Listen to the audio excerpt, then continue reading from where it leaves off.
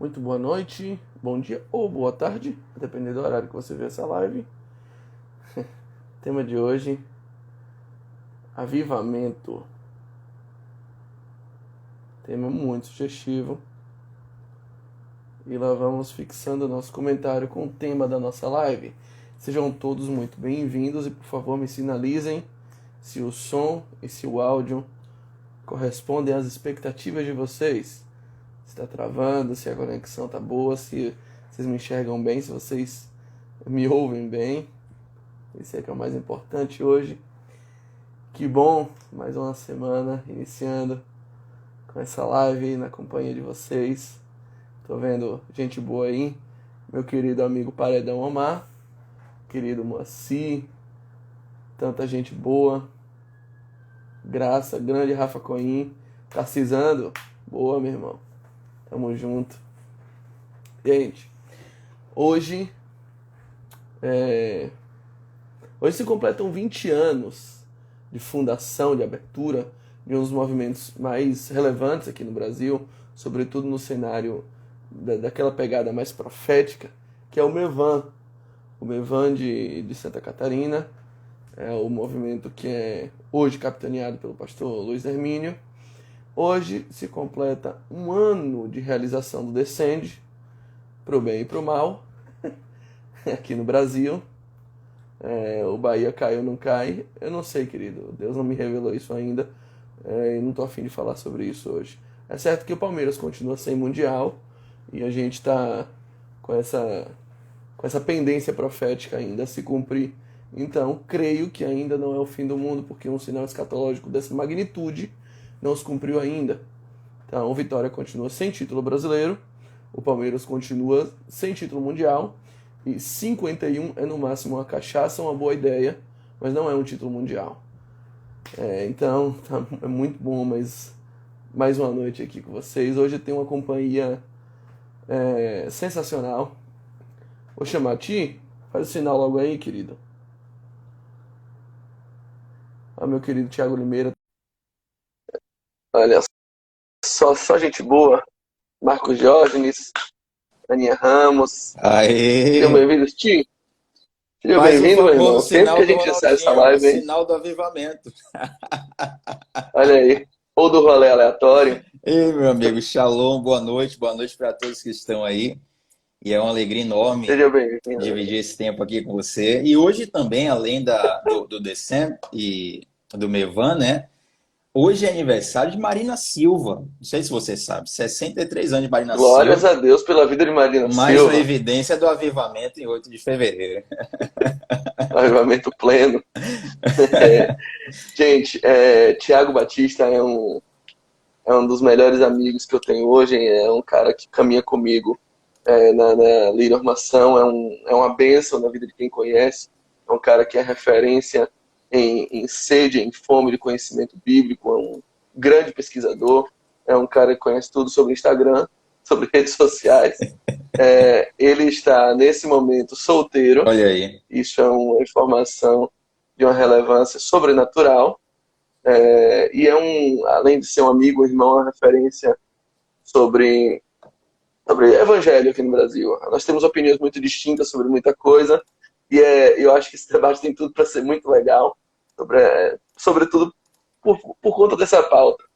Falei que o tema é avivamento, e citei agora na abertura um ano do Descende, 20 anos do Mevan, e nosso amigo Josias, que é judeu, acho que já até te falei sobre ele está sempre aqui nas lives, Sim, sim. já está falando que pretende avisar uma amiga nossa, que é uma ferrenha opositora do Descende, sobre a existência dessa live, e eu acho que tem tudo para ser uma benção isso. Josias, chama ela correndo aqui, que o Thiago tem uns recadinhos para ela. Hoje o bicho vai pegar, viu? Mas hoje o bicho vai pegar. Thiago Batista é uma pessoa do bem, e seguramente, se fosse um desenho animado, seria um ursinho carinhoso. Ti, obrigado, meu irmão, por aceitar esse convite. Seja bem-vindo. Nossas lives de segunda-feira ficam muito mais enriquecidas com a tua presença. Amém. Obrigado, meu amigo. Deixa eu contar um episódio para a galera saber. Eu fui pregar numa cidade aqui no interior da Bahia, E aí era congresso do Ministério de Jovens, né? Congresso de Jovens, toda aquela preparação, Ministério de Intercessão lá, 1000, sabe aquela coisa do Ministério de Intercessão receber retaliação, todo mundo caganeira e tal, aquela coisa bem profética, né? O diabo se levantou. Aí eu cheguei lá, queria conhecer como é que vocês trabalham aí e tal, como é que vocês fazem no Ministério de Jovens. A líder falou assim, não, a gente aqui está trabalhando as cartas, né? As cartas de Saulo. Pô, as cartas de Saulo, como assim? Qual das 12, 13, 14 da Bíblia? Não, carta aos pecadores de Saulo. Eu estava literalmente estudando o seu livro, meu amigo. Aí eu falei, Saulo é uma benção, Saulo é meu parceiro. Aí a pessoa, você conhece Saulo? Aí eu falei, pô, Saulo me dá carona. Pô. Se Saulo não me der carona, eu não vou pra igreja, eu não sou crente, entendeu? Que baratinho. Não, sério. E esse foi um dos episódios, um de muitos, né? Que a gente pode evidenciar também, meu amigo, quanto você tem sido relevante para pessoas que talvez você nunca viu com seus olhos naturais, mas que tem sido alcançado por aquilo que Deus faz através da sua vida. E eu sou grato de dividir esse tempo com você.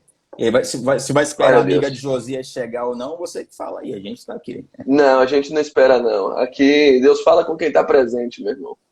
Amém. Até porque Camila é mais ausente do que o título do Palmeiras. Mas vamos lá. Gente, só um recado. Se você ainda não segue Thiago Batista, @tbatista9, é um dos poucos Instagrams que eu tenho decorado de cor. Siga. Thiago, além de ser um cara solteiro e bonito, como vocês podem ver, é um cara de reflexões sempre muito atuais, sempre muito pertinentes, é um cara que tem uma forma de evangelho, de pregar e de anunciar o evangelho muito parecida, é uma forma com que eu me identifico muito. Então, por favor, sigam ele é referência, ele é bênção, ele traz coisa sempre muito atual, ele traz coisa muito contextualizada. Thiago é quase um mestre nas referências cotidianas do evangelho, então é um Instagram obrigatório para todo crente e eu recomendo muito. Nosso tema de hoje, sem mais enrolação, é avivamento. Por favor, segure a primeira batata quente da noite. Defina avivamento. Tá no Tinder, Ti? Estão perguntando aí já, viu? Eu acho que ele saiu, viu? Saiu pra ficar no escolhi esperar. Rafael não existe, cara. Não, eu saí porque eu queria o avivamento. Cara, então, muito simples, né? Tem aquele livro do Gordon Fee, Entendes o que Lês? E uma das coisas que ele fala logo no início é que nem tudo é ultra profundo, é ultra difícil. Tem coisas que são simples. E avivamento é o significado da palavra, é trazer vida, né? Muitos se falam também em reavivamento. E avivamento se confunde um pouco, se confunde não, é muito parecido com a questão da filosofia, porque uma pessoa que cursa filosofia e de repente vai para uma escola ensinar, ela ensina a história da filosofia, né? Não ensina a filosofia, ensina a história da filosofia e passa ali pelos principais clássicos. E o avivamento tem um quê disso? Porque muito do ensinar sobre avivamento, do falar sobre avivamento, é observar a história do avivamento. Então a gente começa basicamente ali em Atos, esse é o início comum, não quero dizer que é o correto. Tem muito no Velho Testamento também, no Antigo, no primeiro, né? Como você gosta de frisar. Mas a referência que muitos de nós temos é o avivamento de Atos, é quando Jesus ascende aos céus, o Espírito Santo enche aquele 120 no cenáculo, e ali nós temos uma primeira grande reverberação do avivamento nessa atual aliança. E algo que eu quero recomendar muito para a gente já ir caminhando aqui, para todos que estão aqui, é estudar a história dos avivamentos. Essa é uma palavra, gente, que é importante, mas caiu um pouco no lado negativo da moda. Uma palavra que virou moda do lado negativo.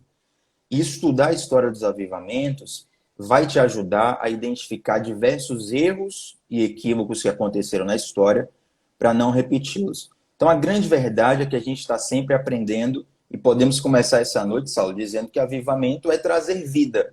É Deus derramando vida através do movimento da igreja. Cara, ficou muito associado à ideia de que só existe avivamento onde existe um movimento de verbo e de cunho pentecostal. Avivamento virou sinônimo de pentecostalismo. Avivamento virou sinônimo de de qualquer movimento que traga algum tipo de empolgação, que traga algum tipo de manifestação efusiva, de êxtase, de um culto com símbolos altissonantes, com decibéis elevados. Avivamento virou símbolo de... Eu não quero usar a expressão gritaria, porque é quase uma ofensa com os pentecostais. Eu sei, o movimento pentecostal é muito legítimo. A pergunta é, só existe avivamento entre pentecostais? Minha pergunta. Não, é óbvio que não, né? O que você identifica isso? Eu penso, inclusive... E aí já Desculpe, pega lá. um gancho só para você, se você puder contribuir com a gente. O que você identifica como elementos genuínos ou elementos de um avivamento genuíno? Ou elementos genuínos de um avivamento? Perfeito. Se nós tivéssemos aqui um tópico acerca de quais 3 ou 5 coisas que impedem um avivamento, eu colocaria isso que você citou como uma das. Estereotipar o avivamento. Se nós formos olhar tanto os moveres de Deus no Antigo, no Testamento, no Primeiro e no Segundo Testamento, e na história, a gente vê que Deus sempre traz algo novo, e Deus vai acrescentando marcas específicas para alguns avivamentos. Nós somos a história dos avivamentos, a gente vai ver que tem avivamento que é mais conhecido pela grande colheita de almas. Outros vão ser mais reconhecidos pela reforma social, outros por uma amplitude no volume das orações, do foco das orações. Então, respondendo a primeira pergunta... E até mesmo pela manifestação de dons e sinais, exatamente. Dons espirituais. Exatamente. Eu também não excluo isso. Exatamente. Mas a gente tem várias manifestações distintas de um mesmo avivamento. Sim. A grande chave é não achar que Deus se move por estereótipos. Deus ele se move por fundamentos. Então, o estereotipar muitas vezes vai desaguar no limitar do agir de Deus. Então, a pessoa diz, não, isso aí não é avivamento, como você falou, né? Isso não é avivamento porque não teve tal coisa, não teve barulho, não teve gritaria. E são medidores errados. Aí eu entro nos corretos, como você perguntou, né? Quais os que você identifica?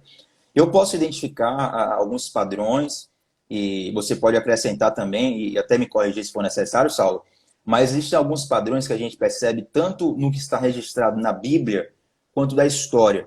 Eu penso que Atos 2:43 é um belo medidor, 42 e 43 é um belo medidor do que aconteceu na igreja de Atos, e mesmo que não tenha acontecido em todos os avivamentos, é um parâmetro seguro. Né? Então, posso até ler aqui, por exemplo, Atos 2:42. Eles se dedicavam ao ensino dos apóstolos, à comunhão, o partir do pão e das orações. Então, existem 4 aspectos aqui muito claros em Atos que nós podemos perseguir com a segurança que vamos ter uma boa consequência. Ensino dos apóstolos fala de uma profundidade da doutrina, e você, inclusive, tem um curso que é muito relevante para o Evangelho no Brasil, que é o de interpretação bíblica, eu recomendo para quem ainda não faz. Temos a comunhão, que dispensa comentários, né? O partir do pão, que diz respeito a sustentar uns aos outros, a compartilhar com os mais fracos, com os necessitados, e a oração, que também não precisa de grande explicação. E o versículo 43, aqui eu te passo a bola novamente, ele traz algo muito interessante, diz assim, ó, todos estavam cheios de temor. Essa é uma marca que eu faço questão de frisar, porque o avivamento, ele gera mais temor do que euforia. Há muitas pessoas falam assim, um avivamento que euforia, com empolgação. Não, agora eu vou. Na verdade, e isso não é apenas uma identificação de terceiros, isso é o que eu identifico em mim, quando Deus me enche, quando Deus me traz realmente algo assim diferente, eu me sinto atemorizado. Mas não é um temor que me paralisa, é um temor que me move. É um senso de urgência. É como você tem um filho, você tem Rafinha, e você fala, meu Deus, eu agora tenho um filho, então minha margem de erro diminuiu. Então você vai trabalhar mais, você vai estudar mais, você vai buscar mais esse tipo de temor. Então eu penso que essas características de Atos 2:42, e especificamente esse temor citado em 43, são boas características para a gente identificar se realmente está acontecendo um avivamento ou não. Gostei disso, tia. Essa ideia do temor que deve ser necessariamente associada a uma reverência não a entender Deus como alguém inacessível e como alguém que exige de nós protocolos e rituais esvaziados em si mesmo, mas de alguém que traz para nós um senso de propósito necessário. Esse mesmo versículo que você citou, eu não tenho ele totalmente de cabeça, mas ele fala que as almas se encheram de temor e imediatamente os apóstolos começaram a fazer sinais e maravilhas. Exatamente, exatamente. Então, esse temor é algo que nos impulsiona. Imagina a seguinte situação. Eu não sou daqueles que... Eu sou muito tímido em relações, principalmente com pessoas que eu não conheço. Eu sou muito reservado. Eu não sou de sair gritando no meio da rua por nada. Mas se eu perceber que meu filho está andando no meio do trânsito, no meio dos carros, eu grito sem problema nenhum. Porque aquilo me desperta um senso de temor e um senso do que fazer. Perfeito. Então, esse enchimento do Espírito Santo deve despertar em nós um senso correto do que fazer. E façamos isso a qualquer custo. E, Tim, vamos lá entrar na bagaceira. Bora. Um ano hoje descende. O envio. A gente... Parece que aqui no Brasil só se sabe caminhar em extremos. E diante do descende... Daqui a pouco eu entro nessa lapada aí, o Tarcísio. Segura essa daí. Tarcísio largou uma muito boa aqui. E a bola vai ficar quicando pra gente. Mas vamos lá. O Descende despertou opiniões muito extremas e extremadas. Tem a galera do... O Descende é o avivamento. O avivamento se constitui em encher estádio, ouvir música boa, chapar e sair de lá gritando em êxtase. Aí tem uma galera do Descende é do demônio.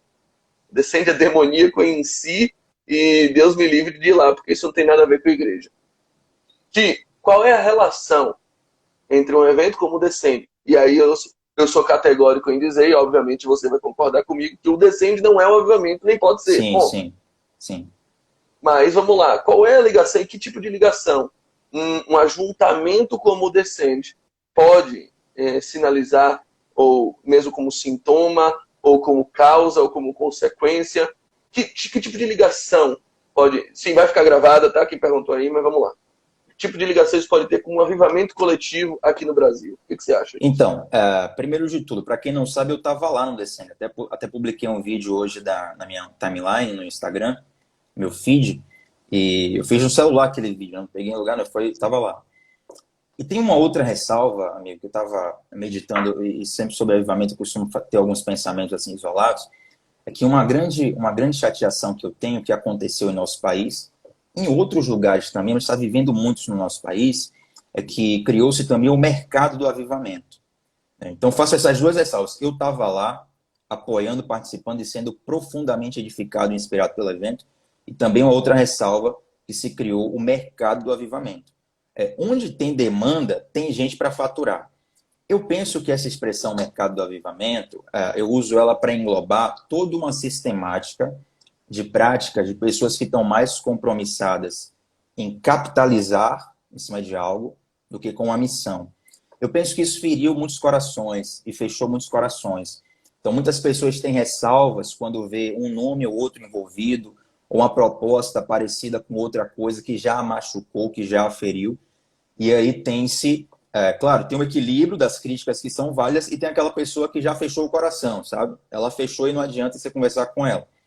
Então, o que é que eu penso sobre o Descende? Ele tem um contributo de despertar pessoas. Eu estive lá e até hoje, na minha memória emocional, memória afetiva, isso é humano e é muito forte, eu tenho memórias afetivas muito importantes de canções que eu ouvi, de mensagens que eu ouvi, de palavras e orações que eu fiz lá, que me motivam e me capacitam a ir além. Eu lembro que eu abri um stick de pergunta aqui no Instagram, um pouco tempo depois de ir para o Descent, e alguém perguntou assim, o que de fato mudou na sua vida depois do Descent? Aí eu procurei uma resposta bem prática. Eu pensei, poxa, eu não quero falar uma coisa filosófica, eu quero falar uma coisa bem prática. Aí eu falei assim, e é verdade, eu falei assim, olha, eu não jejuava por questão de saúde, eu estava jejuando pouco por questão de saúde. E agora eu estou jejuando mais, mesmo por questão de saúde. Porque eu agora estou inspirado a ir além. Então foi um efeito prático que teve em minha vida. Então o que eu tenho para dizer é que nós precisamos, como você disse, entender que o Descent, ele não é o avivamento. E a gente não pode colocar o peso do avivamento num evento. Seria colocar na expectativa errada. Mas a gente pode sim capitalizar uma inspiração, entender aquilo como uma sinalização e um despertar. Eu tenho certeza que tem pessoas que pegaram aquele evento, aquele momento, aquele dia e capitalizaram para despertar na sua vida algo, e Deus moveu algo. Eu soube que teve recorde de inscrição na Jocum, né, de pessoas que se inscreveram em agências missionárias depois do evento, isso é uma bênção. Como também tem pessoas que deixam as oportunidades passarem, que você pode ministrar 30 vezes na vida dela, revelar tudo, curar, Deus ressuscitar, e elas vão, infelizmente, deixarem o trem passar. Então, penso, amigo, que a grande chave é o equilíbrio, né? Como você falou, não colocar o peso e dizer que ali começou, ali foi o start, mas também não desperdiçar essa inspiração, né, que esse evento nos deu para a gente pensar e caminhar de modo além do que a gente caminha. Porque se a gente for pensar que um monte de gente reunida no estádio gritando em êxtase por conta de uma música boa e que sai sem nenhum tipo de transformação efetiva, sobretudo nos ambientes onde a gente vive, se a gente for pensar que isso é avivamento, o show de Luan Santana também é. Exatamente. O show de Gustavo Lima também é. Acontece tudo isso lá. Repare que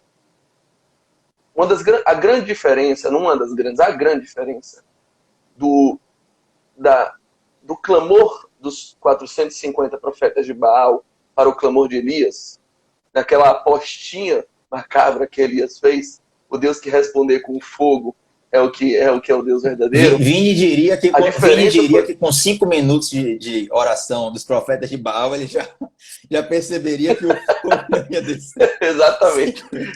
Diogo disse que com 30 segundos ele diria Baal mal postado. Mal postado. Exatamente.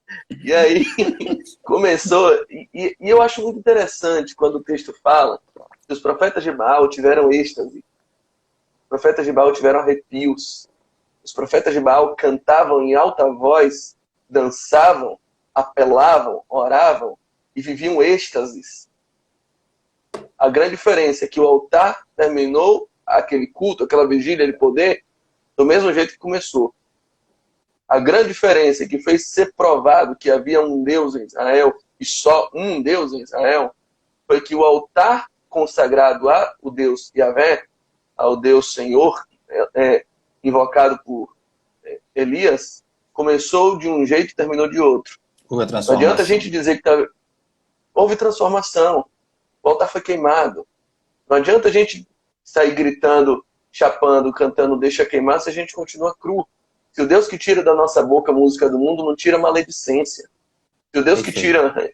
E desde já, eu não espero que Deus tire da minha boca a música do mundo não, tá? Eu tô falando isso porque é um parâmetro que se usa.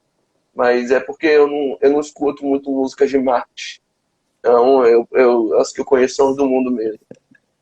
Enfim, esse tipo de evangelho que ainda vive num nível de infantilidade, que não tem uma santa vez, cara, que eu abra a caixa de perguntas, boto, me faça uma pergunta, enfim, e não receba pode fazer tatuagem. É incrível, cara. É proibido tomar vinho, crente pode tomar cerveja. Assim, as pessoas ainda vivem nesse sentido, achando que evangelho é pode ou não pode. É um senso de proibições ou permissões. Não tem uma santa vez. E desculpa, criança não transforma nada. Exatamente. Criança não move ambientes. Criança apenas luta por suas vontades. E a gente está num amontoado de criança, brincando de ser crente, que só luta por sua vontade. Que vota no candidato que vai fazer leis melhores para a igreja. Uma igreja que pensa em se servir da cidade e não de servir a cidade. Sabe, uma igreja que tem vergonha do seu país. Quando não percebe que é o país que está sofrendo pela igreja que tem. Muito forte isso, muito forte. Isso é pesado demais, cara. E aí, como é que você quer chamar isso de avivamento? Não dá para promover avivamento. E alguém perguntou, avivamento é uma coisa que a gente ora em grupo, é uma coisa que acontece no nosso quarto? Cara, eu penso que o avivamento coletivo começa com avivamentos individuais. Começa com um monte de brasas que se unem. Você pode ouvir Belchior, pelo amor de Deus, ouça Belchior para o seu bem, meu querido. Belchior vai te fazer entender melhor a persona de Deus. Se você não está ouvindo ainda, eu tenho pena de sua esposa. Viu, Rafa? Essa é direto para você. Olha aí, Cristine. Então, o avivamento começa com brasas completamente incendiadas em si, que quando se unem, eu gosto de Paulo, quando ele dá uma receita para a Santa Ceia, para a Ceia do Senhor. Ele diz assim: olha, não venham envergonhar a casa de Deus quando vocês vêm movidos pela fome. Faz o seguinte: se você está com fome, meu irmão, coma em casa e depois venha.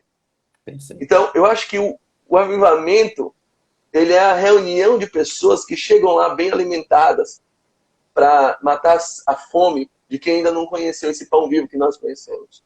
Ô, Saulo, avivamento é isso. Tem duas coisas que eu queria complementar do que você está dizendo.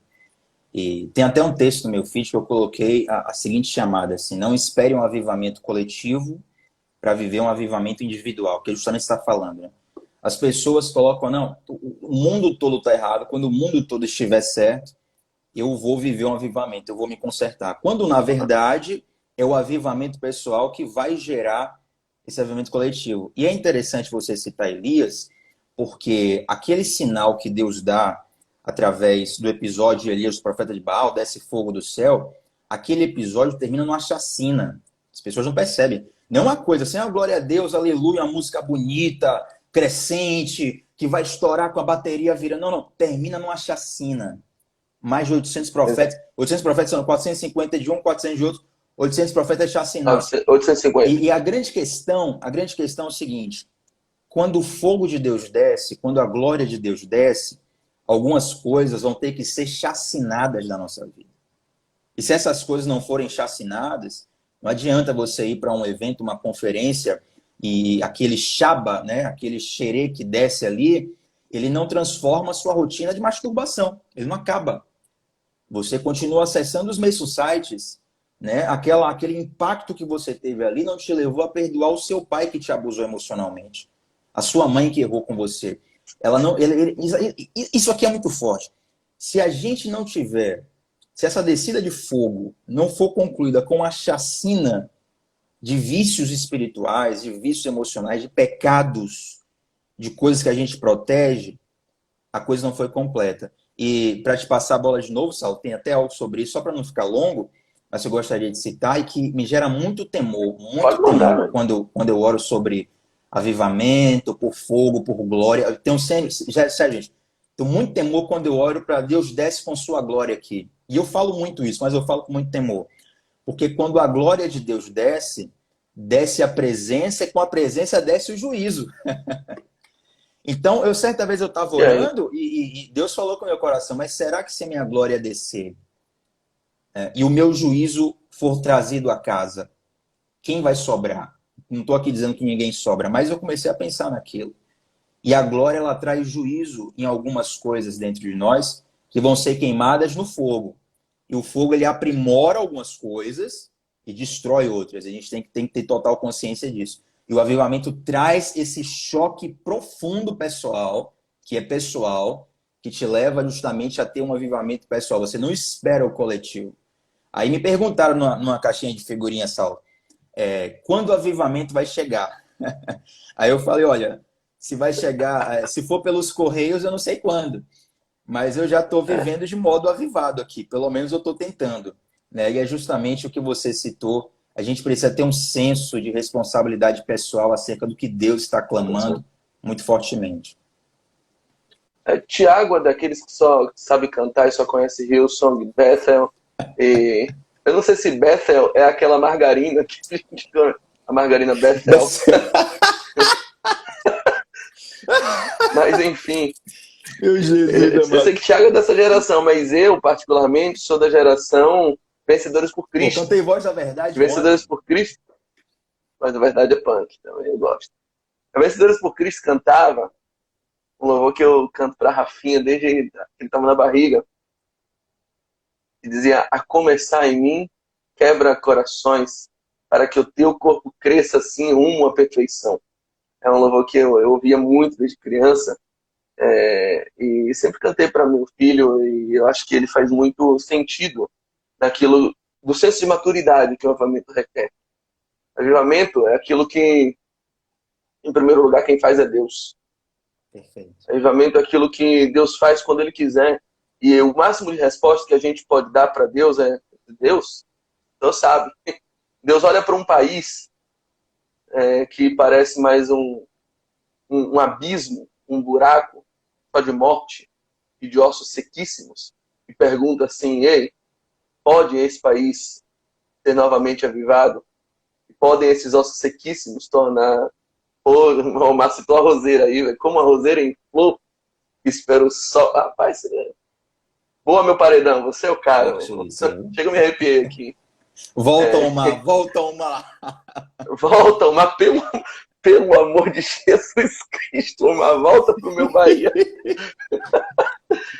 Que absurdo, gente. Deixarem Anderson e lançarem o mar pra fora do mar. Meu Deus do céu, não perdoa nunca essa gestão. Chateado. Omar, boa, roseira é uma das minhas preferidas. Mas vamos lá. Um Deus que olha pra gente e fala assim: pode esse país tornar a vida? A única resposta possível que a gente tem para dar é assim: Deus, isso está fora do meu controle. Eu não tenho como controlar, eu não tenho como ditar a sua agenda. A gente tem que parar de achar que o céu é reativo. Não, o céu é propositivo, a agenda é dele. Ezequiel, diante da pergunta dessa, assim: tu sabes. Porque hoje, Tico, como é que a gente faz louvor? A gente pensa que a gente entrou num templo vazio. O templo está vazio. Tem ninguém ali, as pessoas começam a chegar. Mas a gente quer que chegue não as pessoas, a gente quer que chegue o Espírito Santo. Mas a gente tem que atrair o Espírito Santo. Então a gente faz a nossa dança da chuva. A gente começa a fazer a nossa macumba gospel para invocar, para ver se ele baixa na gente. E aí começa e começa a tocar e tocar e tocar. Daqui a pouco vem o primeiro arrepio. É sinal do quê? É sinal que ele chegou. Por quê? Porque ele passou na porta da igreja, olhou pro louvor e falou assim: esse louvor tá bonito, não tá bonito. Não, puxou ousado amor de novo, eu não vou nesse culto, não. Não, esse louvor que ele puxou agora é bom, hoje eu vou. Puxou o escudo de voz da verdade, eu vou entrar. Então a gente acha que Jesus está passando na porta da igreja para ver se o culto está bom ou se o culto está ruim, para ver se ele entra ou se ele não entra. E a decisão é baseada naquilo que a gente faz. Ou seja, o céu, o que acontece no céu, depende do que acontece na terra. O céu é reativo. É a nossa mentalidade louca. É verdade. É a nossa macumba gospel. Que a gente bate o tambor até que o Espírito baixe na gente. A gente acha que o céu funciona assim. Mas não, eu prefiro 1000 vezes a tônica, a lógica do que já pregava J. Neto há mais de 20 anos, quando dizia que quando eu cheguei aqui, o meu Senhor já estava. Ele é quem nos atrai. Cara, meu Jesus pai diz, ama meu irmão, quando eu for levantado, quando o Filho do Homem for levantado sobre os homens, a todos ele atrairá para si. É Jesus quem nos atrai a sua presença e o avivamento é uma agenda dele. Cumpre a nós, pobres mortais, apenas responder. Ezequiel disse: Senhor, tu sabes. Ele falou assim: então, vamos lá, participe desse evento. Eu poderia fazer ele sozinho. Eu poderia fazer essa obra toda sozinho, mas eu estou com o vai lá e profetiza. Fale com ele. Eu estou te dando essa autoridade, mas a agenda é minha. Então, tá bom, eu falo. E esse avivamento vai acontecendo e pega um daqui, pega um dali, junta um osso dali, daqui a pouco vem músculo, daqui a pouco tem um corpo todo formado e por último vem os ventos dos 4 cantos e entram naquele corpo e finalmente eu tenho um corpo avivado, um corpo com vida. Então, o avivamento ele é necessariamente aquilo que promove com que mortos espirituais ganhem vida. Mas não dá para dizer que tem avivamento só porque tem 50 milhões de evangélicos no Brasil, quando o número de divórcios continua aumentando. Quando a gente ainda vota pensando no bem da igreja. Quando a gente ainda vota pensando no que vai facilitar a minha igreja ter mais pessoas empregadas naquele cargo. Quando a gente ainda vota pensando que o pastor tal vai ter influência. Não dá para a gente pensar nisso e achar que isso é avivamento, um avivamento que não traz consciência. Porque é um monte de criança, um monte de gente infantil, um monte de bebê chorão, lutando só pela própria vontade. Perfeito. Quando a gente ainda vê a igreja sendo loteada por candidatos. Não dá pra gente achar que isso é avivamento. Quando você... tá questionando se nós deixamos ela pra você. Quando... Eu vou falar um negócio que eu ia deixar quieto. É sua, mas quem deixou fui eu. Quando você cita tudo isso, Saulo, o que eu sinto, e eu creio que as pessoas sentem aqui, é justamente o que nós estávamos conversando antes. Você que está assistindo essa live, acabou de acompanhar essa última fala de Saulo. Você sente mais euforia ou temor no seu coração? Né? O chamado de Isaías, que, se não me engano, foi até a última pregação que você fez lá na Lírio, né? Mais recente, né? Acho que sim, foi. O chamado de Isaías traz uma figura muito clara de alguém que vê a glória de Deus, ou seja, o céu, Deus, não foi Isaías que abriu o céu, Deus que abriu o céu de lá, né, mostrou a Isaías. Primeira coisa, Isaías tem uma consciência do pecado pessoal dele, do pecado do povo. Aí de mim, sou homem de lábios impuros, no meio de um povo de lábios impuros e tal. Ele vê a sua incapacidade. Ele é levado a uma profunda necessidade de arrependimento. Para não achar que a gente está falando tal hora, eu vou resumir. O que Isaías pensou? Do jeito que tá, não dá. Do jeito que tá, não dá. Aí vem lá um serafim, toca a boca dele, e aí tem aquele chamado, né? A quem enviarei, quem há de por mim? Isaías fala, eis-me aqui, envia-me a mim. Cara, aquela não era, a sensação de Isaías não era de euforia e êxtase. E claro, a gente não está aqui eliminando isso, porque o estereótipo ele é mais para isso do que para o outro, então a gente está desconstruindo. Mas o desespero de Isaías é um terror de experiência de morte. Quem já viveu acidente, quem teve Covid aqui e teve complicação, sabe? Você está perto de morrer. Vai, meu Deus, pelo amor de Deus, o que é que eu fiz da minha vida? Esse é o senso que o derramado do Espírito Santo traz. Né? Como o Basílio está falando aqui, um verdadeiro constrangimento, se sente constrangido. Perfeito. Se sente constrangido a mudar. E aí o apóstolo Paulo diz lá em Efésios 5, que é um texto também que fala de despertamentos, assim, desperta tu que dormes, levanta-te dentre os mortos. E aí eu sempre costumo citar, quando eu falo desse versículo, que despertar é você muitas vezes abrir o olho. E quase todo mundo faz uma coisa, que é despertar e ficar aqueles minutinhos na cama. Né? Então você desperta, mas continua deitado. O apóstolo Paulo fala levantar. Qual a diferença de despertar para levantar? É que levantar envolve uma mudança de postura. Você está aqui vendo essa live agora e talvez Deus esteja despertando o seu coração. Mas eu sei que nem todos que estão vendo essa live vão levantar. Porque eles vão, rapaz, que fala bonita, que live boa, tocou meu coração, mas amanhã vão continuar na mesma prática. Então o despertar não é acompanhado do levantar. E é engraçado que o apóstolo Paulo ele continua o texto e ele fala algo que é pouco explorado quando as pessoas falam de Efésios 5,14. Que ele diz assim, aproveitem ao máximo todas as oportunidades.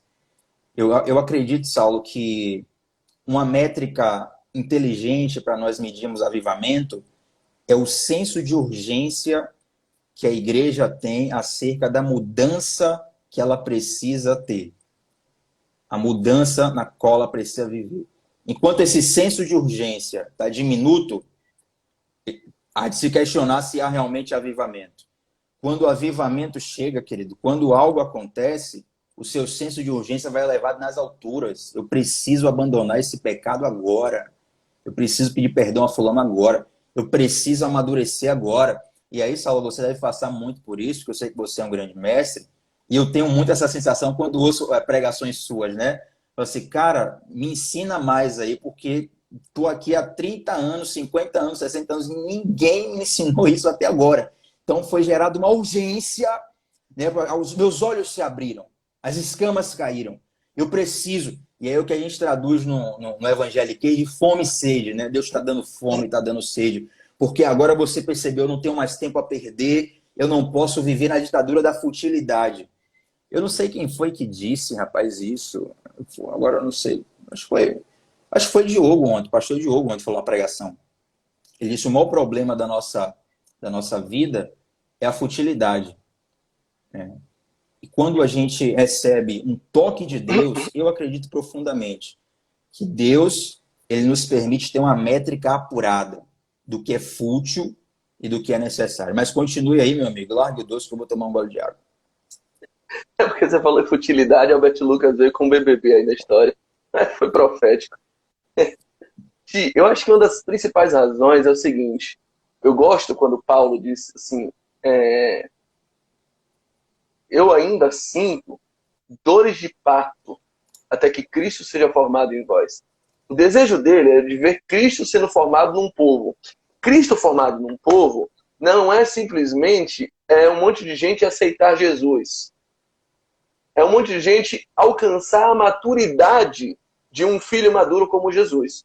Então eu bato muito nessa tecla de maturidade, porque, brother, não dá, criança não vai promover o avivamento. A verdade é essa. Só que parece que a maioria das lideranças hoje estão satisfeitas em manter a sua igreja como um jardim de infância. Qual a evidência disso? é que as pregações normalmente estão ocupadas em ministrar, em ensinar o que bem feito. O que? Faça isso, faça aquilo. Não faça isso. Isso é proibido, isso é permitido. Isso é conversa que eu tenho com criança. Com criança eu digo, não atravesse a rua. Mas para o adulto você diz não atravesse a rua? Não, o adulto você cria nele a consciência dos perigos que existem em atravessar a rua em uma situação ou em outra. Ele começa a identificar, a ter uma consciência de plenitude para aprender a viver. E não para ficar dependendo de um pai que esteja do lado o tempo todo dizendo, ditando regra, dizendo pode atravessar, não pode atravessar agora. Ele precisa adquirir consciência. E a gente não desperta nas pessoas uma consciência. A gente desperta nas pessoas uma dependência de liderança. Exatamente. Eu gosto quando o Fábio Coelho diz o seguinte, que o grande sucesso de um ministério é quando ele consegue se tornar inútil. Um pastor, ele alcança a plenitude dele quando ele consegue se tornar inútil. Por quê? Porque ele criou um filho maduro. Porque ele teve a dor do parto até que Cristo foi formado uma pessoa. Perfeito. Até que o ruiós nasce. Perfeito. Até que o técnico não deixa de ser técnico e vira um ruiós. Mas não. A gente, ao invés de ensinar as pessoas, ensinar, doutrinar a igreja, a padecer, a chorar e a sofrer com a igreja e pela igreja, até que ela se torne um quem perfeito, a gente está preocupado em ensinar um o que bem feito. A gente está dando instruções e não consciência. O grande texto de avivamento da Bíblia, para mim, é Ezequiel 37, o Vale dos Ossos Secos.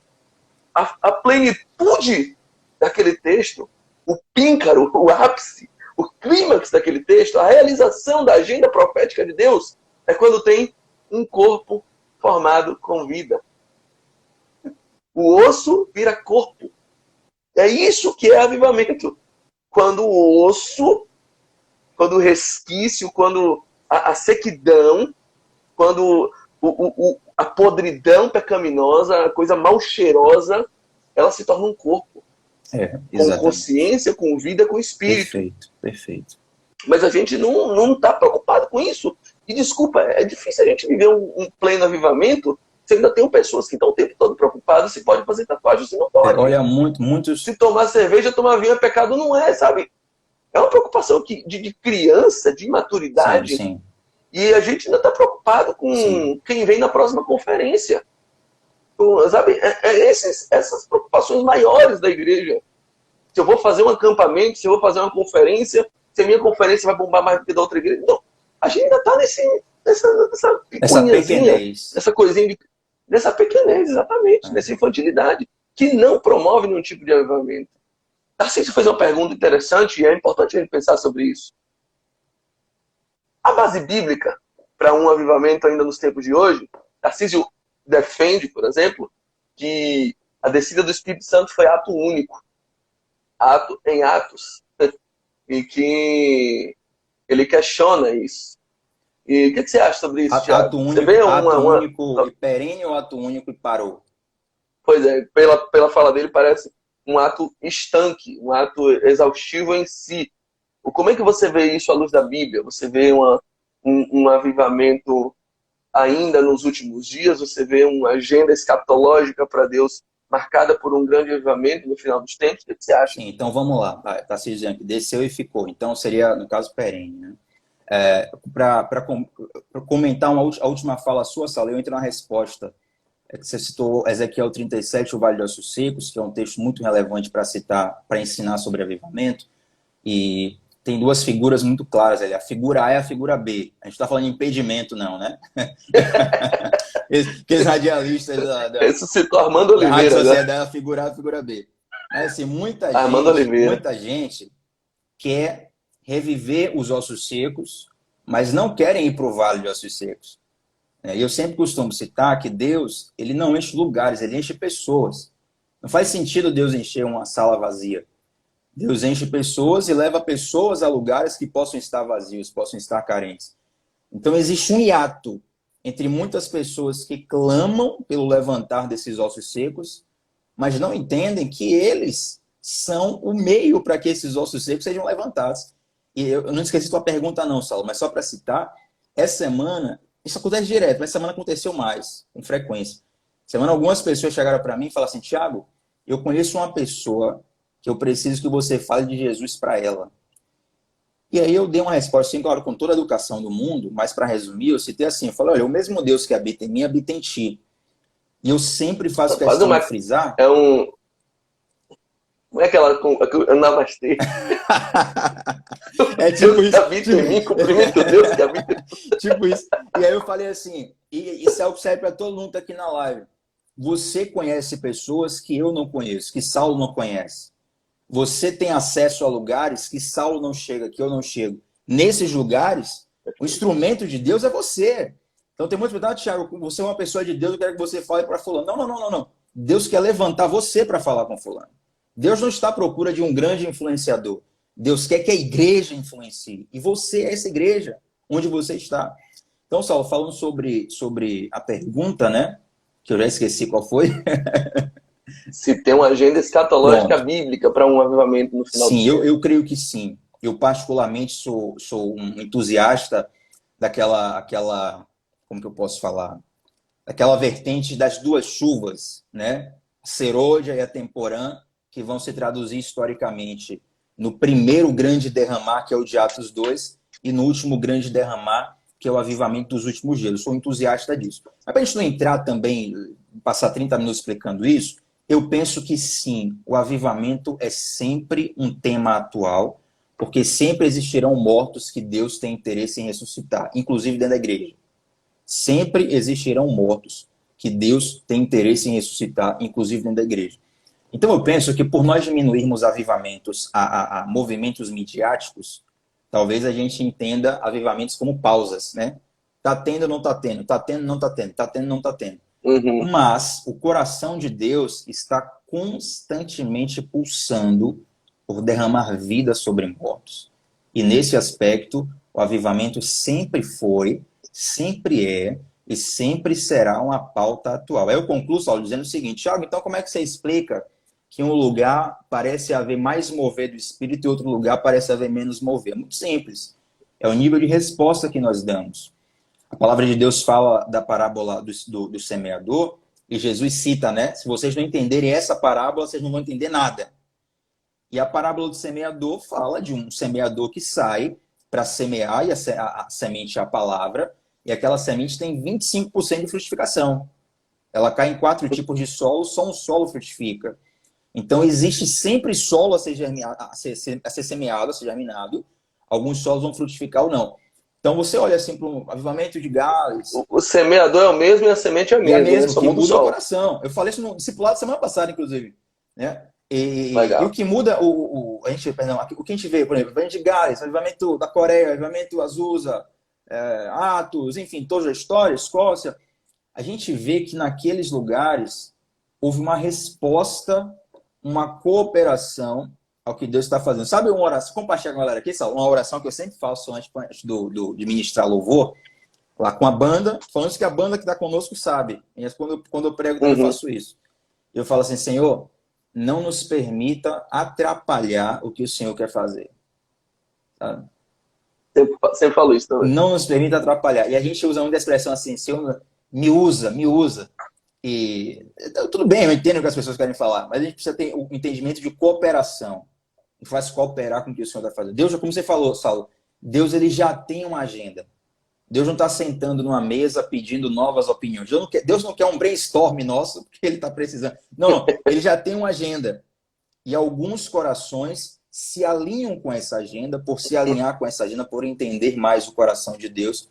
Obviamente, eles vão manifestar uma resposta do céu maior do que outros. Dito isso, é nítido, é óbvio que a história converge, isso é uma visão pessoal baseada na Bíblia, que a história converge para um grande avivamento, porque eu creio que a história converge para um grande derramar da revelação de quem Deus é, que obviamente vai desaguar no retorno de Cristo, no governo de Cristo sobre a terra para todo sempre.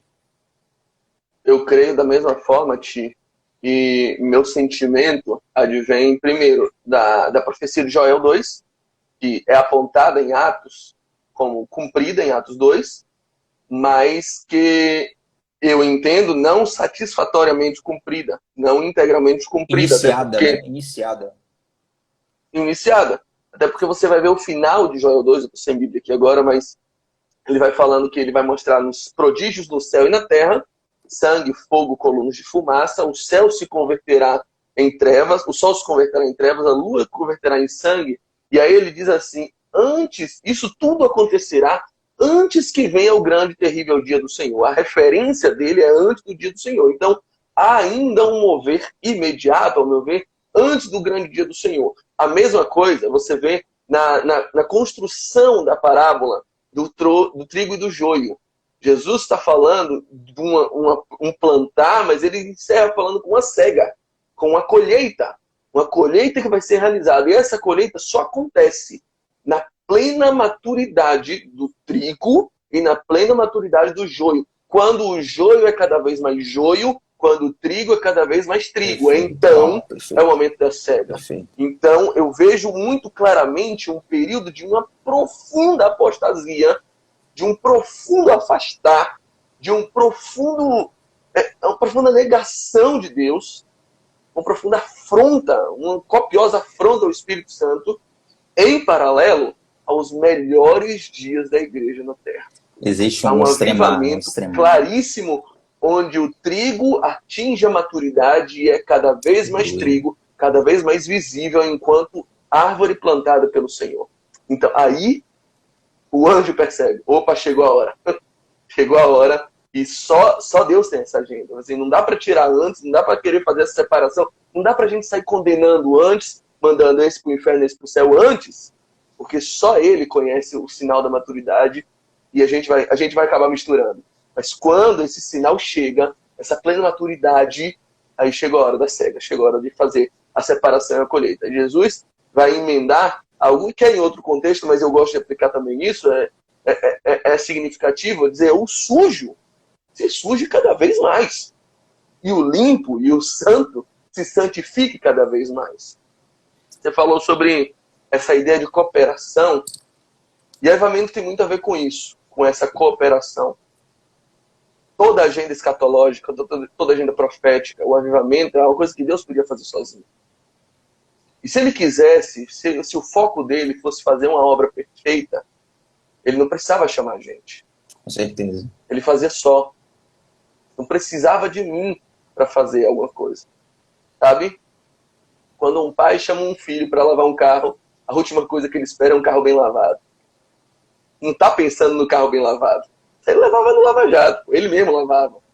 Mas se ele chamou o filho, não é porque ele espera do filho um o quê bem feito. É porque ele quer formar no filho um quem perfeito. Exatamente. Uau. Ele quer passar um legado, ele quer formar uma identidade, uma consciência naquele garoto. Então, essa ideia... Eu gosto de um exemplo que eu ouvi uma vez, é bem engraçado. Uma menina de 3 anos, que fez um desenho para o pai. Aí preparou e esperando o pai chegar. Aí quando o pai chegou, falou assim, papai, fiz para você. O pai pegou o desenho da menina de 3 anos. Meu Deus, é a coisa mais linda que eu já vi na minha vida. Que desenho, você é um artista, meu Deus, só entrega isso ao Louvre. Você deveria estar no Museu do Prado, no Louvre, isso é uma obra de arte, isso é maravilhoso. E a menina desconfiando que o elogio estava exagerado, mas assim, é mesmo, papai. E o que está escrito aí? Aí o pai olhou para ela e falou assim, meu amor, aqui está escrito que você não sabe escrever. Mas que você fez tudo quanto era possível, tudo que estava ao seu alcance, para ver o seu pai um pouquinho mais feliz hoje. E isso, para mim, tem todo o valor. Glória a Deus. A gente tem que entender que a nossa melhor pregação, a nossa oração mais fervorosa, o nosso melhor louvor, o nosso culto mais poderoso, chega perante um Deus perfeito, só como um monte de rabisco, só como uma obra mal feita, mal acabada, ridícula, perante a perfeição dele. O que ele espera de nós não é perfeição de obras. Ele sabe o quanto somos falhos. O que ele espera mesmo é que em tudo que façamos haja um coração extremamente devotado em ver o nosso Pai um pouquinho mais feliz. Uau! Em satisfazê-lo de acordo com aquilo que ele espera de nós. Quando a gente tomar essa consciência de que aquele que vive só para obedecer regrinhas, não passa de um servo inútil, e que Deus não nos chamou para sermos servos, muito menos inúteis. Ele diz: a vocês eu já não chamo de servos, eu chamo de amigos, porque o servo não tem ideia do que se passa na cabeça do seu senhor, mas o amigo conhece os planos, conhece a vontade, conhece o propósito do seu senhor. Quando a gente entender e começar a se mover de acordo com a vontade do Senhor, e não simplesmente do que é certo, errado, do que é proibido, do que é permitido, a gente parar essa idiotice, esse legalismo, esse farisaísmo esvaziado de sentido, e começar a se mover de acordo com a consciência da vontade do nosso Pai, com um desejo sincero, com a consciência da nossa finitude, da nossa limitação, mas com um desejo sincero de ver o nosso Pai sorrindo, de ver o nosso Pai alegre, de dizer: Senhor, está aqui, a tua vontade eu cumpri. Eu esperei você chegar do seu trabalho para entregar o meu melhor, que não é o melhor, mas é o meu melhor. A gente começar a entregar um coração nesse nível. Glória a Deus. Eu acho que a gente vai experimentar uma sociedade diferenciada. Glória a Deus. A gente vai ver ossos se juntando, ossos de vizinhos que estavam em divórcio, se juntando, formando de novo um corpo, uma família estruturada. Sim. É isso que a gente precisa ver, gente. É isso que a gente precisa ver, pessoas mudando de vida pela nossa influência, pessoas desejando o Cristo que a gente prova todos os dias só pelo nosso prazer, sem que a gente precise dizer uma palavra. Tiago, eu queria encerrar fazendo uma pergunta, pedindo emprestado uma pergunta, e alguém já citou, algumas pessoas já citaram, a pergunta que ecoou no coração do pastor Leonardo Ravenhill: por que tarda o pleno avivamento? A gente tem que fazer outra live sobre isso. Cara, tem 3 minutos para responder isso. Deixa eu dizer, como diz o pastor Paulo Borges, né? Deixa Deus ministrar na tua vida agora, querido. Deixa Deus ministrar. Deus usa essa figura muitas vezes na palavra sobre a nossa vida, as nossas atitudes, elas chegam até Deus com um cheiro, com um aroma, bom ou ruim. Essa figura é utilizada na Bíblia, bom ou como ruim. Eu acredito que você pode encerrar essa live, você, eu falo, quem está no chat, terminar essa live, e eu não vou te dar essa resposta sobre por que tarda o pleno avivamento. Mas eu quero te perguntar qual é o aroma da sua vida que tem subido aos céus. E talvez essa resposta seja a resposta da pergunta do porquê tarda o pleno avivamento. Sabe? Nós precisamos de fato discernir qual é o aroma que nós temos no mundo espiritual, porque é fácil impressionar homens. Mas Deus, como é que impressiona Deus? Como é que impressiona aquele que é impressionante? E eu oro para que, de fato, nós terminemos essa live, Saulo, assim, com um senso de temor, de quebrantamento, de arrependimento. Eu quero que nós terminemos essa live em crise, sabe? De fato, em crise. A gente descobrindo que ainda existem fortalezas a ser quebradas em nós, infantilidades a serem quebradas em nós, meninices a serem quebradas em nós, porque Deus, Ele está preparando um povo para uma guerra. Não é para um jardim de infância, é para uma guerra. E eu creio profundamente que Deus conta com cada um dos que estão aqui. Como o Saulo falou, né? Deus fala com quem está presente. Essa live não é em vão. E eu acredito profundamente que Deus quer contar com cada um dos que estão aqui.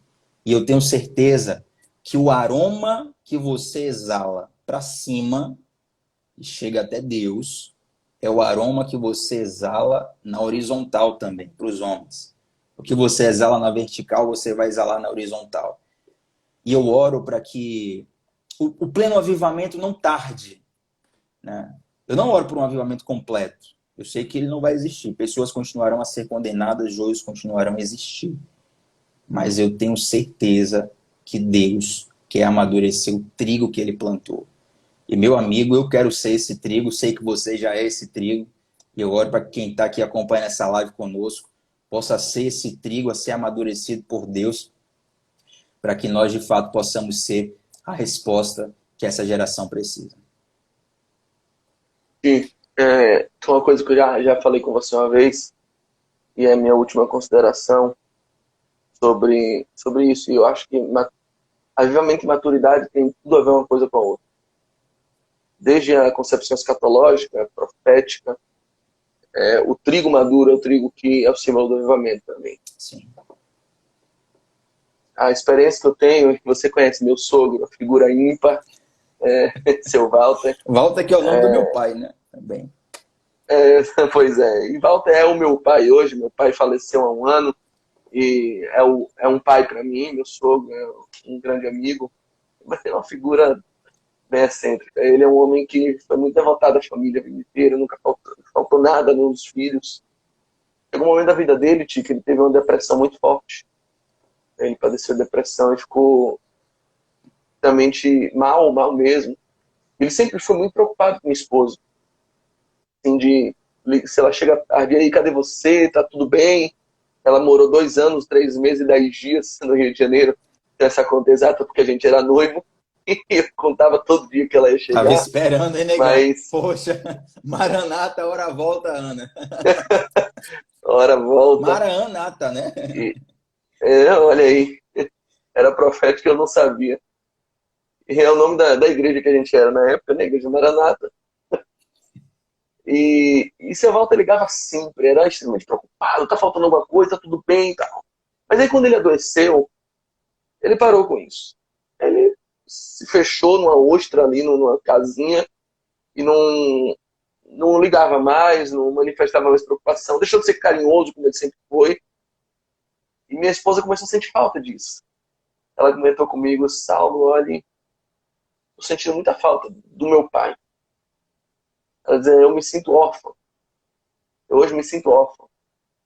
Eu disse para ela: filha, você não tá órfã. Tá madura. Uau. Amadureceu. Você cresceu. E quando a gente é pequeno, a gente é criança, a nossa conversa com o nosso pai é: meu pai, eu quero isso. Meu pai, eu preciso disso. Meu pai, está me faltando isso. Meu pai, eu desejo isso. Me ajuda nisso aqui, porque foi isso que eu planejei. Mas quando a gente cresce, tio, você deve estar experimentando isso também. Eu experimentei muito isso com meu pai, experimento com minha mãe. Mas quando a gente cresce, a nossa conversa com o nosso pai é: pai, Diferente. o que você quer? Do que você precisa? Como eu posso te ajudar? Qual é o seu planejamento agora? E como eu posso me inserir nisso? Eu acho que o sinal de avivamento é aquilo que toca na nossa oração e muda o vetor da nossa conversa com Deus. Uau.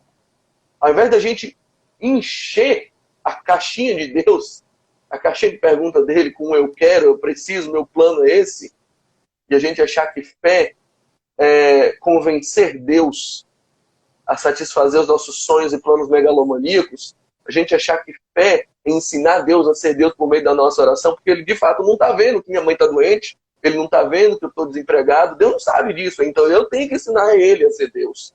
Eu tenho que mostrar a ele o que de fato ele ainda não observou. Tem sido nessa então a gente pegada. acha que fé e oração é instrumento para isso. Que fé é instrumento para que a gente possa mostrar a Deus a forma correta de governar o universo. Mas não, um filho maduro, ele olha para o pai e diz: pai, como é que eu posso participar daquilo que você quer? O que você deseja e que eu posso fazer como um filho maduro? Para onde você quer que eu vá? Envia-me a mim. Deixa de orar na base do eu quero e começa a atentar para a base do Senhor o que você quer. Porque agora eu sou filho maduro. Agora eu tenho uma aptidão de representar o meu pai. Agora eu tenho uma aptidão.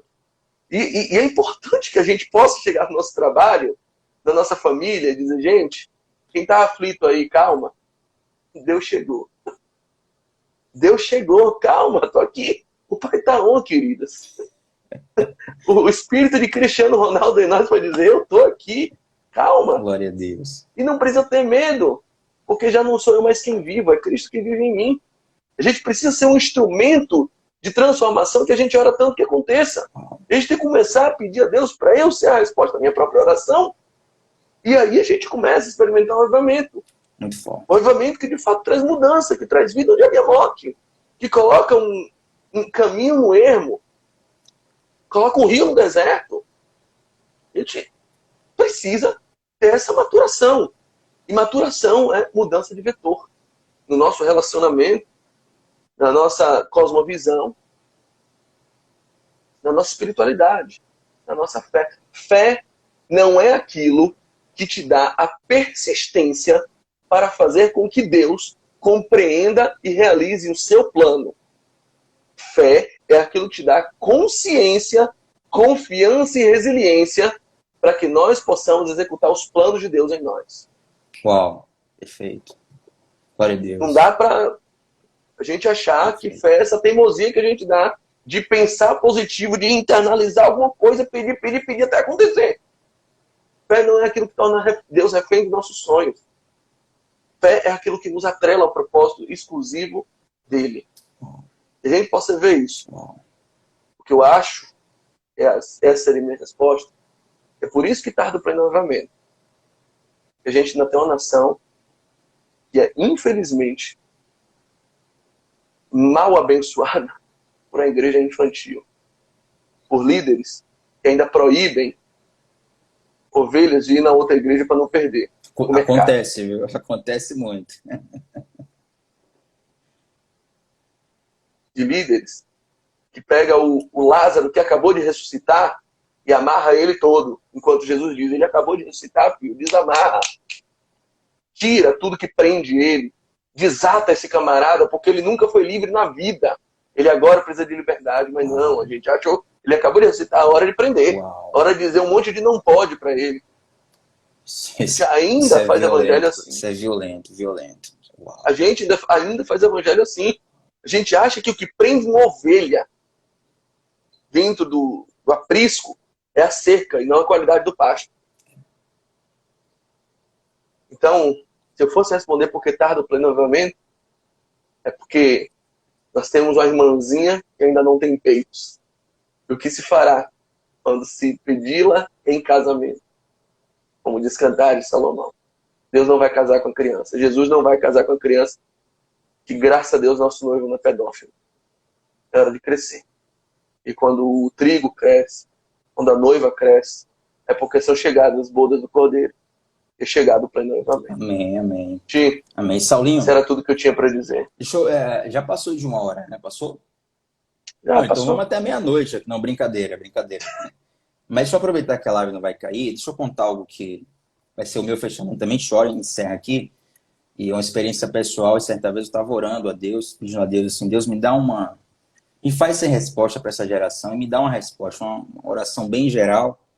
Mas apesar dela não ter uma especificidade de palavras, eu estava ali entregando meu coração, sabe? E Deus me deu uma visão. E é algo que eu levo comigo e eu entendo que isso é algo geracional. Deus me deu a visão de um carimbo.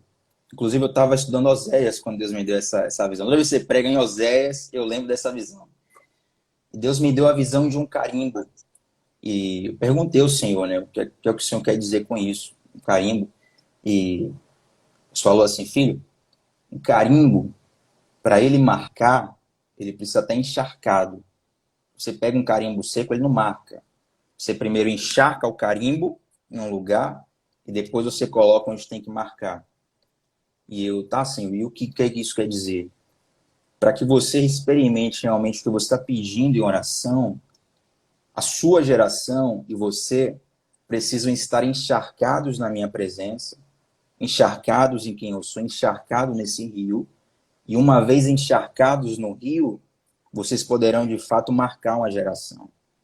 Eu penso, Saulo, e aqui eu encerro, que muitos de nós queremos um avivamento que vai impactar os outros, mas nós de fato ainda não fomos impactados pelo confronto do Evangelho, pelo confronto da palavra. E só traz impacto quem foi impactado. Um carimbo ele só pode marcar, primeiro, uma vez que ele foi ali marcado, e quando ele é encharcado. E muitas pessoas já foram encharcadas. Só que um carimbo, se você encharca ele, começa a carimbar, ele seca. Até o ponto que precisa encharcar de novo. Eu sei que tem pessoas que estão assistindo essa live que já foram um carimbo encharcado, e inclusive já marcaram pessoas, já salvaram vidas, já viveram algo profundo, mas hoje se encontram completamente ressequidas. Deus tem uma palavra para você através disso. Deus está te direcionando a você novamente se encharcar dele. ser impactado, ser transformado. Olha, não se preocupa em produzir números, não se preocupa em produzir estatísticas, se preocupa em ser filho. Como Saulo enfatizou Gálatas 4,19, eu ainda tenho dores de parto até que Jesus seja formado. Se você se concentrar nisso, todo o restante será uma consequência natural de algo genuíno que Deus vai fazer em você. Não caia na cilada de ser refém de influenciadores, não caia na cilada de viver de frases de efeitos, não caia na cilada de viver algo que não é verdadeiro. Todo o restante vai ser consequência de algo genuíno que vai acontecer com você. E eu oro para que você, de fato, seja avivado por Deus, seja ressurreto por Deus, seja desperto por esse Espírito que está falando com você nesse momento. E eu quero celebrar o que Deus vai fazer na sua vida. Eu quero celebrar o que o Senhor vai resgatar, o que o Senhor vai ressuscitar. Olha, talvez você está clamando para que você seja levado para um vale de ossos secos, mas quem sabe você está no vale de ossos secos. Quem sabe você é esse osso seco. Nessa noite aqui, Saulo está aqui como profeta. Eu estou aqui como um profeta para poder profetizar sobre sua vida, como o profeta Ezequiel estava lá. Mas quando esse poderoso exército se levantar e saiba, Deus tem profundo interesse em te levantar e Deus sabe te encontrar.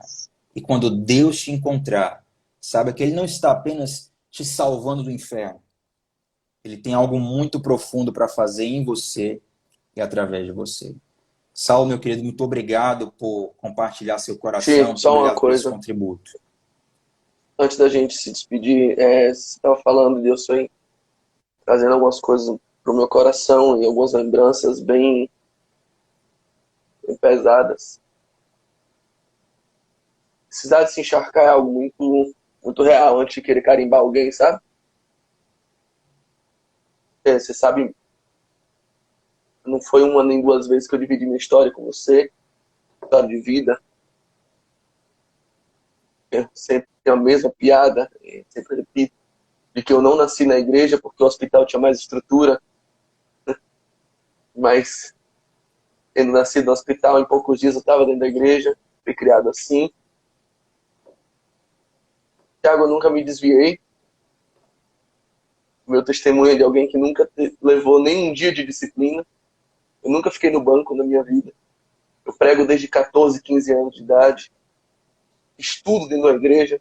Fui responsável de grupo de louvor, fui porteiro, limpei chão, limpei banheiro, fiz tudo.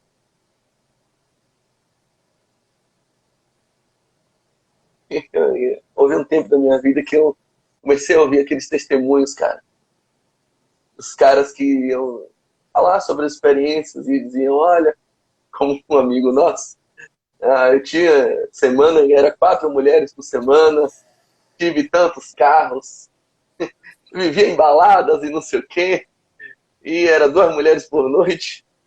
Modelos famosos? Tem muito garganteiro, mas alguns desses testemunhos eram verdadeiros mesmo. E eu lembro, uma boa parte da minha vida, Uau, eu meio que briguei com Deus. glória a Oh, Deus. Eu não tive essa oportunidade, sabe? Porque você não me deixou. Eu tive 2 namoradas na minha vida inteira. Eu casei virgem aos 24 anos. Tô falando assim, porque naquela teu motivo de meu orgulho, nossa, eu não consegui, não. Deus me preservou, tenho certeza disso, mas eu não cometi grandes escândalos na vida. E às vezes eu pensava, pô, eu queria ter me melado um pouquinho, sabe? Oh Deus, você não deixou ser o pegador da Bahia, pelo menos um pouquinho? Testemunho, né? Para ter testemunho. Você não deixou, rapaz. Senão não gravo o DVD. Aí, eu queria ter tido essa experiência, eu queria ter provado isso nessa vida, sabe? Eu nunca entrei numa boate na vida, tio. Eu não sei que cheiro tem maconha. Eu nunca segurei um cigarro na vida, sabe? Eu nunca me envolvi com nada ilícito assim. Então, eu fiquei invejoso desses caras que tinham. Por que você também não me deu essa oportunidade, Deus? De ir lá, de ter umas 4, 5 mulheres por noite, de me entregar, de depois tá aqui. Ele tá agora tão puro quanto eu. O cara tá limpão aqui agora, pô. E aí teve uma época que eu dizia assim, Deus, eu tô chateado com você, eu tô triste com você, eu queria ter. Uma época que isso me fez muita falta. Eu me emociono, tipo, porque teve um dia, senti claramente ele falando comigo, cara, chateado tô eu. Segurei na mesa do banquete tua vida inteira. Agora tu tá sentindo inveja de quem comeu alfarroba de porco. De quem precisou cair em si enquanto estava no chiqueiro. Muito forte, muito forte. E que hoje está dizendo que felicidade mesmo é estar na mesa onde você sempre teve, seu energúmeno. Uau. E aí eu percebi, cara, que eu não acreditava em boa parte das coisas que eu pregava. Eu percebi que eu sabia pregar, eu sabia fazer um seminário de 8 horas sobre oração, mas orar 8 minutos era um peso terrível. Muito forte, meu amigo, muito forte. Eu percebi que eu sabia pregar, mas não sabia viver coisa nenhuma. Então, quando Paulo fala das armaduras espirituais, a primeira que ele cita é cingir os nossos lombos com a verdade. Esse cinturão que amarra tudo, porque não adianta você ter espada do Espírito, não adianta você ter escudo de fé, não adianta você estar calçado na preparação do Evangelho, ter um capacete de salvação, se quando você anda tá tudo frouxo e cai tudo. E essa armadura não deixa você correr porque não está amarrada. Muito forte. Essa amarração é verdade, cara. Obviamente ele está sempre atrelado à verdade. A você crer no que você prega. A você, de fato, viver, comer o produto que você distribui. Aleluia. Experimentar, saber o cheiro, saber o gosto daquilo que você anuncia para as outras pessoas. Mas eu não tenho na minha vida que eu decidi nunca mais pregar uma mensagem que não me pregue primeiro. Nunca mais compartilhar alguma coisa que pode ser o melhor insight da vida. Mas eu tenho isso como regra para mim. Eu só prego uma mensagem que serviu para minha vida, que me confrontou e que mudou alguma coisa na minha mentalidade, Para Deus. na minha forma de viver, na minha forma de ser crente. Para Deus, uau. A Bíblia não é um livro para ser pregado. A Bíblia é um livro para ser vivido. E que a nossa vida seja a nossa pregação mais eloquente. Aleluia. Sim. Beijo, obrigado pela sua vida, pelo seu coração, Amém, meu amigo. por essa conversa, pela sua Amém, amizade. amém. Obrigado a todo mundo que ficou aí até Amém. agora, que aguentou, paciência. Meu irmão, obrigado. Nossa O privilégio companhia. é todo meu de estar compartilhando com você. Você é um presente, você é uma carta viva, meu amigo. Não à toa que você escreveu o primeiro livro, Carta aos Pecadores, né? Você é uma carta viva de Deus e eu sou grato ao Senhor por ter o privilégio de estar constantemente aprendendo contigo, sendo afiado por você. Já te contei que você é uma resposta de uma oração que eu fazia muito a Deus e eu tenho certeza que todos que estão aqui, também aqueles que não estão, mas de algum modo são alcançados pelo que Deus faz através da sua vida, são privilegiados de ter você como uma resposta do céu. Obrigado de coração por essa oportunidade. Eu oro para que Deus possa, através dessa live, frutificar na vida de todos que estão aqui. Um beijo, meu irmão. Beijo para todo mundo. Valeu. Gente, se você puder, depois comenta o que você gostou. Marca alguém que você acha que precisa ver essa live. Vou deixar salvo aqui no meu feed. Se você ainda não segue Thiago, gente, pelo amor de Deus, faça isso urgente na tua vida. Você precisa seguir Thiago. E agradeço muito. Segunda que vem a gente volta com a nossa live, 21 horas. Obrigado mesmo. Foi bênção, foi muito precioso. Tarcísio falou do meu pega rapaz caindo aqui, mas ele não tem jeito, Tarcísio. O problema é porque ele botou óculos. Botasse o óculos, disfarçava legal. Mas aí ele ia achar que eu sou Clark Kent. Aí ninguém ia me reconhecer. É surreal. Eu boto o óculos, ninguém reconhece. Tira o óculos, é o Superman. Um negócio, cara. Lindo. Gente, obrigado. Gente, Shalom. Beijo obrigado. grande. Tamo junto, viu? Até mais. Tchau. Valeu, Tim. Valeu, um beijo. Amigo. Marca aí. Fala que você gostou nessa live e marca alguém que precisa ver também. Tchau, tchau. Tchau, tchau. Beijo.